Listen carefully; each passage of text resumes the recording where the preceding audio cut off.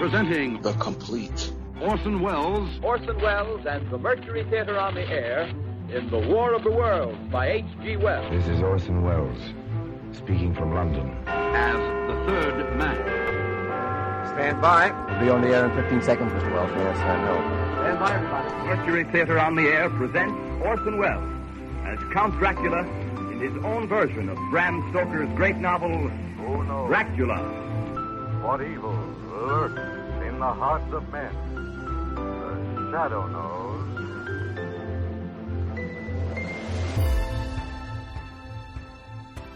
Hello world, welcome to The Complete Orson Welles, brought to you by Dwayne Old Time Radio. This podcast will feature various classic radio programs ranging mostly from 1936 to 1952 that Orson either produced and directed, was featured on, or starred as a guest. If you would like to donate a few dollars to help me cover the cost of creating these weekly posts, you can donate to my channel. On the bottom of each post, there is a donation link in your preferred podcast player. Anything you donate is extremely helpful and appreciated. Hope you enjoyed the genius of Mr. Wells. Harry Lime is here for the week. The Adventures of Harry Lime, to be specific. We must be specific. And to keep the specific theme going, the specific title is Farthings for Your Thoughts. If by some chance you don't know what a farthing is or was, it was money, basically. Coins, British coins, farthings. I don't know, I don't think they still make farthings anymore in England. Maybe they do. I don't live in England, but I don't think they do. Anyway, Farthings for Your Thoughts. It's the 18th episode of The Shadow, November 30th, 1951.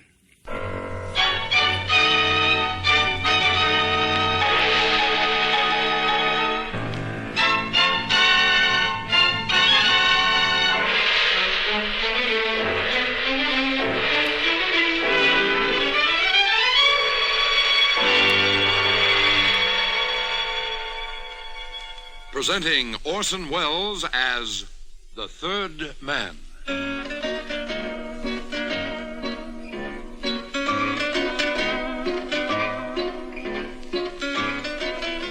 The Lives of Harry Lime. The fabulous stories of the immortal character, originally created in the motion picture The Third Man, with zither music by Anton Karas.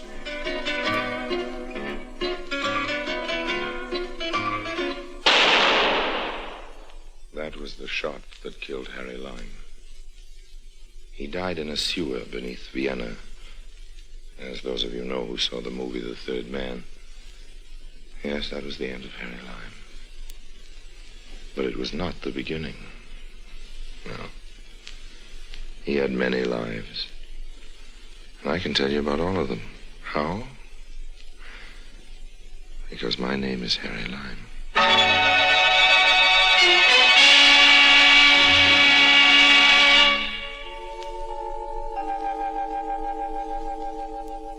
I have in my hand here a farthing. This is the smallest of small coins. In England, which is where they come from, a farthing won't buy you the second section of day before yesterday's newspaper. In fact, you could hardly describe a farthing as money at all. Once upon a time, however, there was a farthing that was worth 20,000 pounds. It happened this way.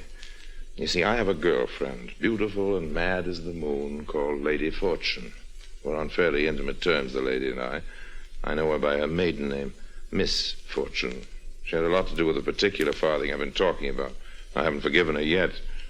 I think it's mutual. Stick around if you're interested. I'll tell you about it.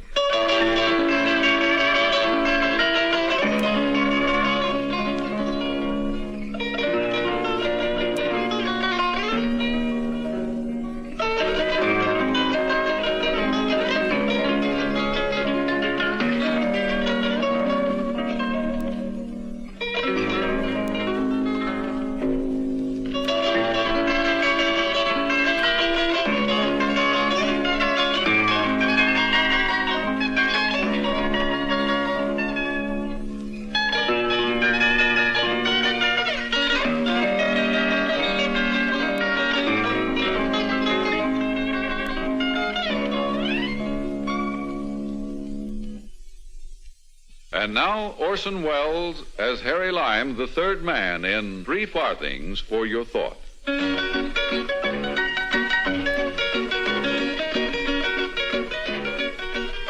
Well, here I was in Liverpool, sitting in a pub, which is English for bar or grill or saloon to you, having myself a drink and mulling over a few little business possibilities. A young woman was talking, rather arguing with the bartender. She seemed familiar, and he seemed annoyed, brushed her aside.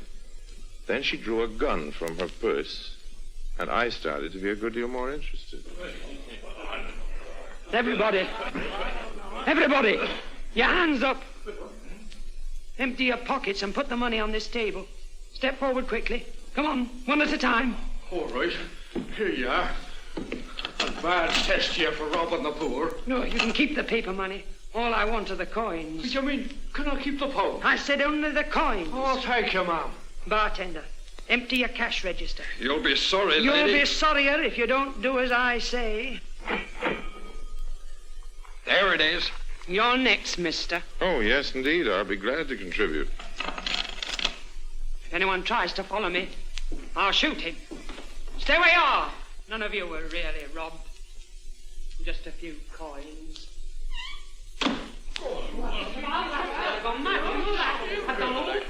That woman's daft. Come in here asking me to give her all the farthings. I told her she was crazy and she gave me the gun. The things that go on in this pub, I could write a book. I could. I don't know what this world's coming to. We used to have fine upstanding robberies. And now even the crooks are neurotic. How much do I owe you, bartender? 5 bob. Here you are. I've no change. I'll roll them for double or nothing. All right. Here are the cubes. Anything over 7, you win. Okay. Number seems to be 12. Thank you for your hospitality, and good evening to you all.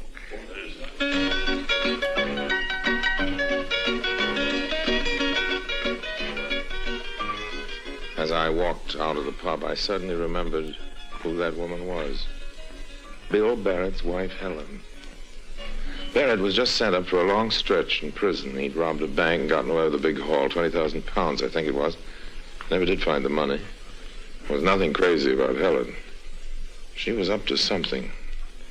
I felt that I ought to be a participant. I called up a friend, got her address. Who's there? It's all right, it's Harry. Harry? I don't know you. I'm a friend of Bill's. I don't know you. Harry Lime. You didn't recognize me at the pub, Helen? Yes, I saw you there. Well, what are you up to? Nothing. Collecting farthings to while away the time while Bill's in prison? It's really none of your business. No? You'll never get the money back if you try to do this yourself. How do you know it has to do with money? Look, Helen, you need help. Cut me in for a quarter, and I'll do the work for you. Well, I don't know. Suit yourself. I have another deal. I don't know whether Bill would like He's in jail. Can't do anything. I'm out here free as a bird. You're talking to the most experienced and clever man in the business. Yes or no? All right. Okay. Now brief me on this farthing kick. Well, Bill sent me a letter with a couple of farthings in it. It's a puzzle to me. Here's the letter. Go on, you read it. Dearest Helen, here are 3 farthings, which I promise sweet little Daphne. Please tell Uncle Ned to write me. I love you and wait eagerly for you to visit me. Love, Bill. P.S. Yesterday I wrote a new arrangement for the orchestra. We played some of Beethoven's piano pieces. We've no niece named Daphne. Where are the 3 farthings? There were only 2 in the letter. Well, where are the 2? The maid who worked for me stole my purse with all my coins. I traced her to the pub. Did you get I any thought of the... they might be in the till or someone's pocket, you know, given in exchange. Yes, but did you get any of the farthings back? No. Well, what about the other part of the letter about Beethoven, the orchestra? I don't think it means anything. You know, Bill used to be a composer before he went into the business. Where's the maid live? I don't know. She doesn't live at the address she gave me, but I traced her to the pub. The bartender knows her. Her name's Lily. The coins are probably a clue to where the money's hidden. He only sent you 2 of the 3 coins. That's very queer. Helen, I'll be back in a few hours. Oh, just one more thing. What happened to his partner in the bank robbery? You mean Johnny Baxter? Yes. He's been here a couple of times threatening me, wanting to know where the money's hidden. Well, that's good. Doesn't know where it is either.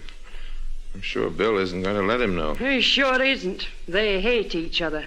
Baxter is a dirty double-crosser. Sure, I know him. Can't be trusted. Where are you going? Well, I've just developed a new hobby, Helen, old girl. There's a wonderful big word for it. Numismatics, I think. It means a collector of coins. I'm going out collecting coins. See you soon.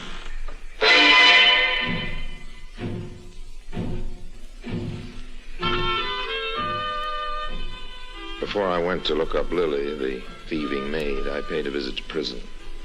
Now, I have an instinctive dislike for this barbaric social institution, but business is business. Since they didn't know me in Liverpool, I wouldn't have any trouble. You say you're from the Overland Bank Insurance, Mr. Lyme. Yes, Governor. I wonder if I may see Mr. Barrett. Why? We insure the bank for robberies, you know, and just a few formal questions for our record if necessary. Sorry, but I don't think it's possible. Well, I've been an investigator for many years. This is the first time I've ever been denied. You are not being denied communication with the prisoner. I don't understand. You'll understand all right, Mr. Lyme, when I tell you William Barrett has escaped. Escaped? Just about an hour ago. Well, I must say this is a rather slipshod way of running a penal institution.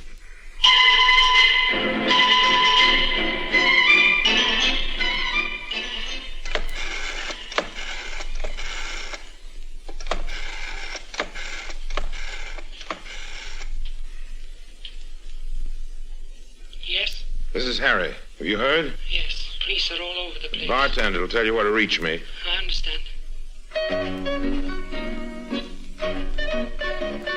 Barrett would be sure to be in hiding for several weeks. It was my fondest hope to recover the bank money long before then. In my arithmetic, 1/4 of 20,000 is 20,000. I went back to the pub and spoke to the bartender. £10 note, and he was my friend for life. I still might need Helen, so I gave him my hotel address. He also told me where I could find Lily, the housemaid. She was quite a wench, nice and blonde and very frightened. She didn't look a bit like a housemaid. The room was richly furnished, and she was dressed in an extremely elegant red silk robe. There must be some mistake. You are Lily Judson? That's my name. You work for a Mrs. Barrett? Mrs. Barrett? Yes, that's what I said. Oh, yes, she's someone I met. You were her housemaid? Yes. How do you manage to keep up a place like this on the salary of a housemaid? It's a friend's apartment. Don't you mean John Baxter? I had nothing to do with the robbery, believe me. He sent you to work for Mrs. Barrett. You read the letter and stole the farthings. Give me your handbag. There's nothing in there. Give it to me. Ah, what have we here? Lipstick, compact, perfume.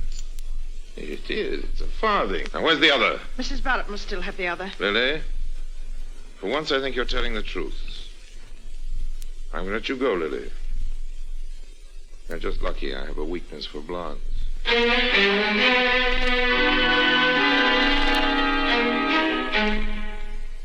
I hurried out, the farthing in my pocket. It was late now, and I wanted to get out of that neighborhood, and fast. It was deserted, not a cab in sight. I knew I was being tailed. I turned a corner and caught a quick flash of 2 men. I quickly threw the farthing in a garbage can, and I tried to make a run for it. It's no good struggling, Lime. We've got you. All right, Lime, give it up. All right. What's up, boys? Where's the farthing? I threw it away. You threw it away, eh? All right. Now, where is it? You know, you fellas can be arrested for assault. Empty your pockets. Okay. You see? A couple of halfpennies, £0.50 and a shilling. Yeah, he's hiding it. Let's drag him in this hallway where we can search him. No, wait a minute. Grab him by the fellas. shoulders. Just a minute, Just please. a minute, nothing. Give him a taste of the blackjack, Bert. We've got work to do. But now...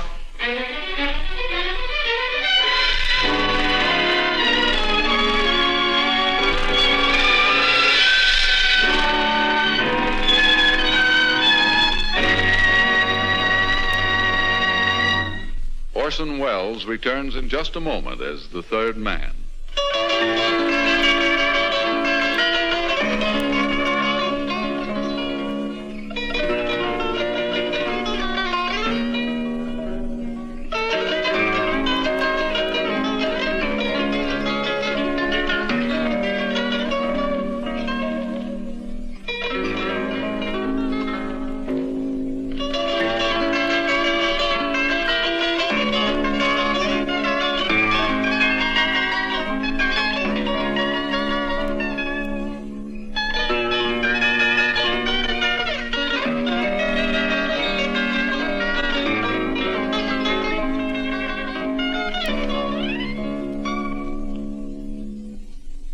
And now, Orson Welles as the third man continues.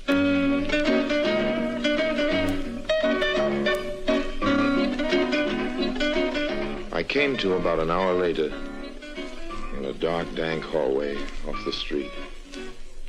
My clothes were all ripped up and strewn about. I staggered to my feet, got into my clothes, and then went out to find the garbage can where I'd thrown the farthing. And I found it, lying on a discarded newspaper. Put it in my pocket.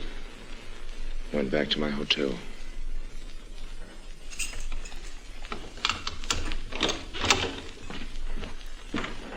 Helen.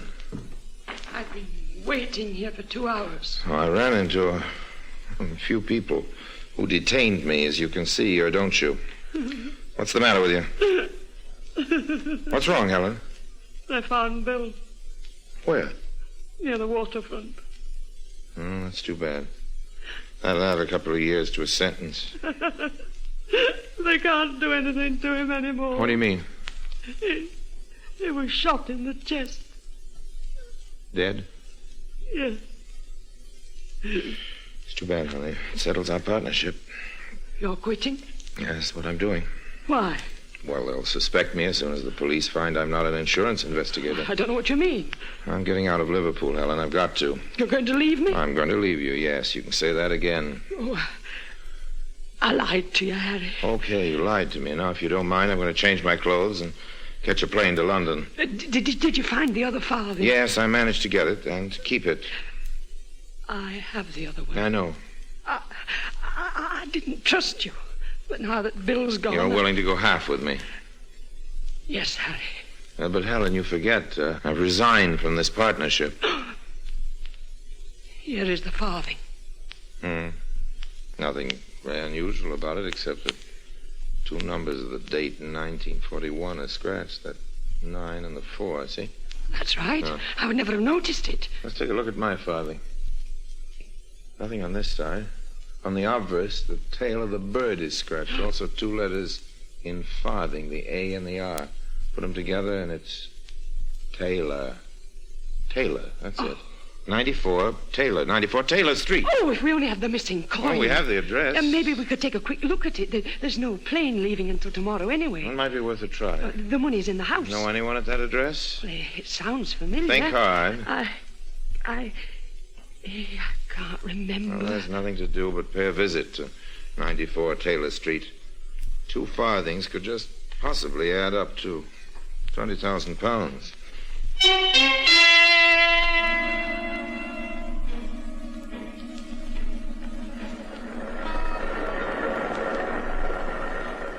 Stop here, driver. Okay, Helen. Here you are. This isn't 94. I know. I'd rather walk up to it slowly. Very dark. The darker the better. Yeah, I don't remember this street. Maybe we figured it wrong. Maybe. Look, if you want to go home, Helen, after all, you've had a very tough day. I'll take my chances. You don't trust me, huh? I didn't mean that. If we get the money, we can go off to Italy or someplace. I'm afraid that wouldn't be such a very, very good idea. Why? You don't like me? Helen, how can you say that? I liked you from the first, but it'd be very unhealthy for you and I to be traveling together. Don't forget you happen to be the wife of a murdered prisoner.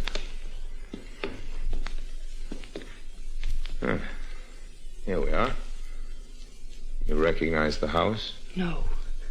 The number's familiar, but Bill operated from a number of places which he talked about, but I never saw. Single family dwelling, well-to-do people, I'd think. Yeah. The windows are boarded up. No one seems to be living in the house. That's all to the good.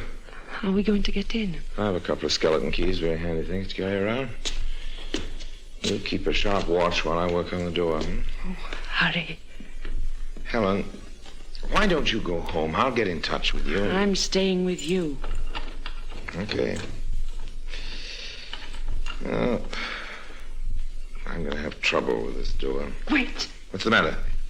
Thought I heard someone inside. I don't hear anything.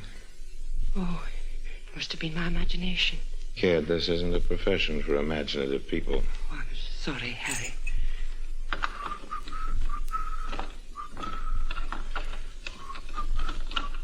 All right, got it? Now, give the flashlight. Here. Walk on your full tread. Heel and toe. Don't tiptoe. I am. Now, close the door softly. It looks like it's deserted. The dust and... I have a queer feeling about this place. This seems to be the drawing room. Here's the light switch. Stay where you are. Sorry to have busted in on you. I guess we're in the wrong house. Baxter! And your little blonde housemaid. Well, we're all together now. Stand up against that wall. Both of you. As you say, Baxter. You killed Bill. Against the wall, Helen. You'll hang for this, you will. You do as I say, or you'll join your double-crossing husband. Now, look here, we haven't got the money. You might as well let us go. If you make another move, I'll kill you. Don't bother, old man. I'm not moving. Now, tell me where it's hidden. I wish I could, but I don't know. I don't believe you. That's the trouble with people in our line of business. Nobody believes anybody else. Come on. Where is it? Believe me, I don't know. We came here to find it. How did you know it was here? The address was on the farthings. All right, then. Let me have the coins. I haven't got them. Helen has. Get her purse, lady. Right. That's right. Now open it. Here they are. Huh. Why, where's the third farthing? Bill never sent it. You're lying. He never did, I swear it. I want the third coin. I'm leaving, Baxter. I don't have. I'm going to give you 1 minute in which to hand over the missing farthing. Just 1 minute.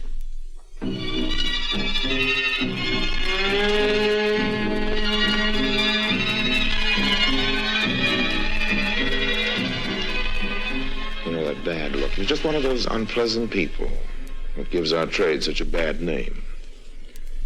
He meant what he said about killing us. No doubt about that.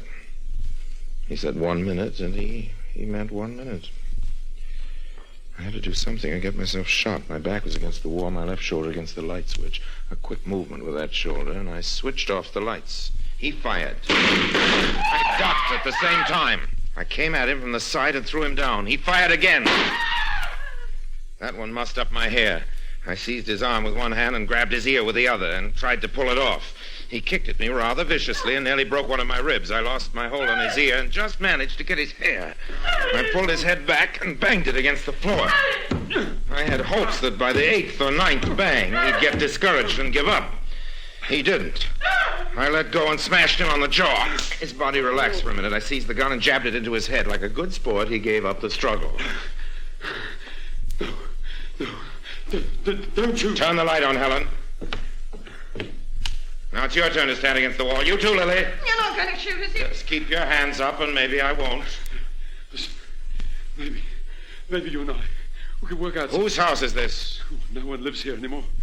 Used to belong to one of Bill's friends. We bought the property. We used it in our deals. He was a composer, just like Bill. I suppose so. All them music records. Yeah. One whole wall was completely covered with bins for music records. I ran my eye across it and remembered the letter that Bill wrote to his wife when he sent her the 2 farthings. He mentioned something about Beethoven piano pieces. And then it hit me. I remembered Beethoven wrote a piano piece called Fury Over a Lost Farthing. And that's where it was, in the music of Beethoven's piano sonatas. Of course, the Lost Farthing. I walked over to the record bins, and then another thing hit me.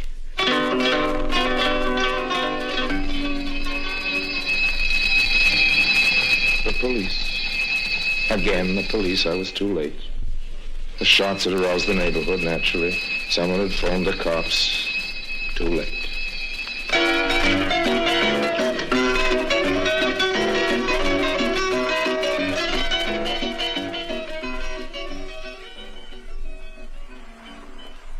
All right, Mr. Lime, get aboard. Yes, sir. If ever you set foot in England, Mr. Lime, we'll throw you in prison on sight. Well, I shall make every effort, sir, to have my good name cleared. In the meantime, you're being deported. Well, I helped capture a notorious criminal. This is my reward. It just goes to prove what I've always said. Franklin was wrong. Franklin? What Franklin? One of my countrymen officers. First name was Ben. He used to say that honesty is the best policy. Well, if it pleases you to joke... It doesn't please me, officer, and believe me, I'm not laughing. Not a farthing's worth. Goodbye now. You'll hear from me, officer. I'll send you a postcard.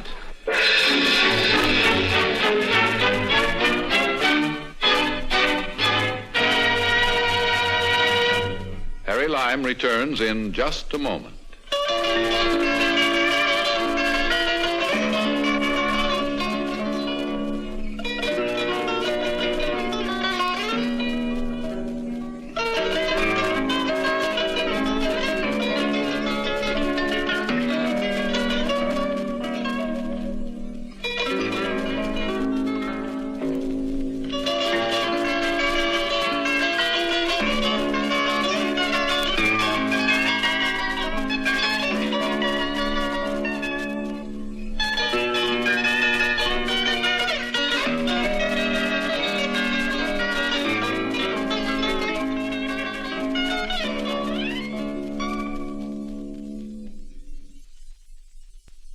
And now, Harry Lime.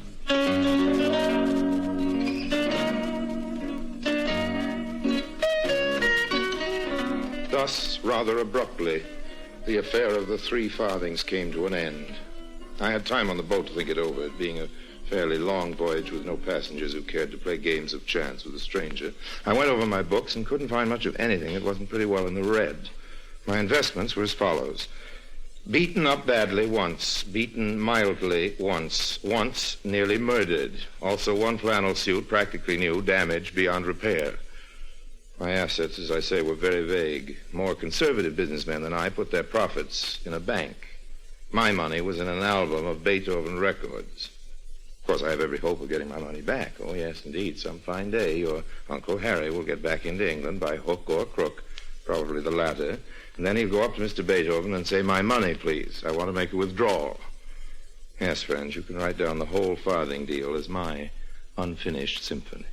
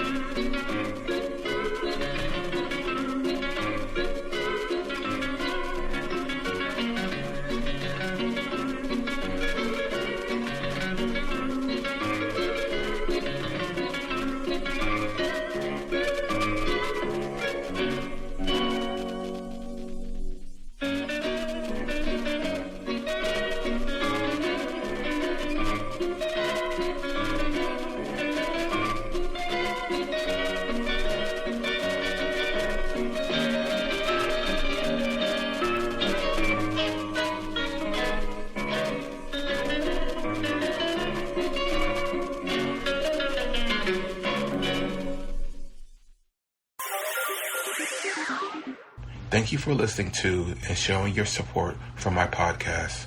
If you would like to receive notifications of when new episodes are posted, please subscribe to my channel Subscriptions are 100% free, and they really help me get an idea of how I'm doing.